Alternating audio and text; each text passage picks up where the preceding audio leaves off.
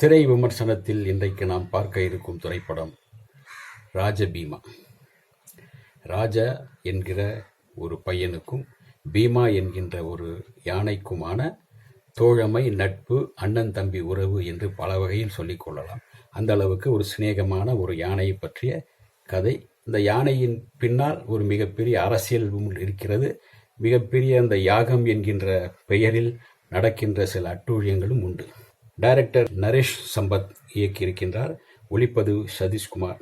நடிப்பு நாசர், யோகி பாபு, ஆரவ், ஹாஷிமா நர்வால், அவன் தான் ஹீரோயின். உங்களுடைய பழைய ஓவியா யாஷிகா ஆனந்த். KS ரவிக்குமார் முக்கியமான கதாபாத்திரத்தில் நடிக்கின்றார்.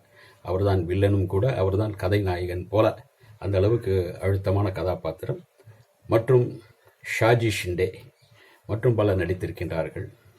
அதிரடி ஆக்ஷன், ரொமான்ஸ், காமெடி, சென்டிமெண்ட் எல்லாம் கலந்த படமாக ராஜபீமா உருவாகியிருக்கின்றது.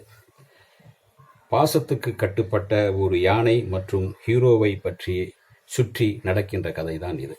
அதாவது ராமநாராயணன் படங்களில் அதிகமான யானையை பற்றி பார்த்திருப்போம். அந்த யானையெல்லாம் காதல் கடிதம் கொடுக்கும், காதலர்களை சேர்த்து வைக்கும். அப்படிதான் இந்த யானையும் கூட ஏறக்குறைய அந்த வேலையும் கொஞ்சம் பார்க்கிறது.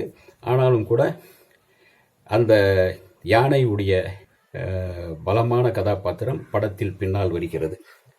அதாவது கதை என்ன அப்படின்னா, தன் தாயின் திடீர் மரணத்தால் அந்த குழந்தை பாதிக்கப்படுகிறான். அவன் பேசாமலே ஊமையாக அந்த பாதிப்புக்குள் இருந்து வெளியே வராமல் இருக்கும்போது திடீரென்று ஒரு யானையை பார்க்கின்றான். அந்த யானையிடம் சென்று அவனே நேரடியாக, பலர் தடுத்தும் நேரடியாக போக அந்த யானையும் அவனை ஏற்றுக்கொள்கிறது. அந்த யானையும் அவனை பாசத்தோடு அரவணைக்கிறது. அந்த யானையை கொண்டு வந்து இவர்கள் வீட்டில் வளர்க்கிறார்கள். இதுதான் கதை.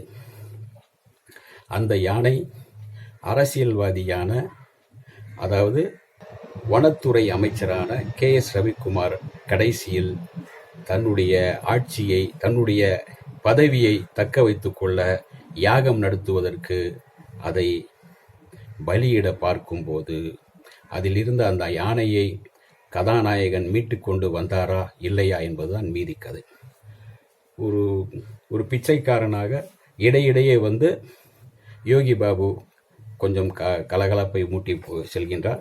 அதே போல ஓவியா வந்து சில கிளுகிழப்பை ஊட்டி செல்கின்றார். மொத்தத்தில் பாசமான ஒரு யானைக்கும் ஹீரோவுக்கும் நடக்கின்ற ஒரு அழகான கதை. பார்க்க வேண்டிய, ரசிக்க வேண்டிய ஒரு நல்ல படம்தான் ராஜபீமா. இந்த வீடியோ உங்களுக்கு பிடிச்சிருந்தா லைக் பண்ணுங்க, ஷேர் பண்ணுங்க, கமெண்ட் பண்ணுங்க, மறக்காம சப்ஸ்கிரைப் பண்ணிடுங்க, அந்த பெல் பட்டனையும் கிளிக் பண்ணிடுங்க.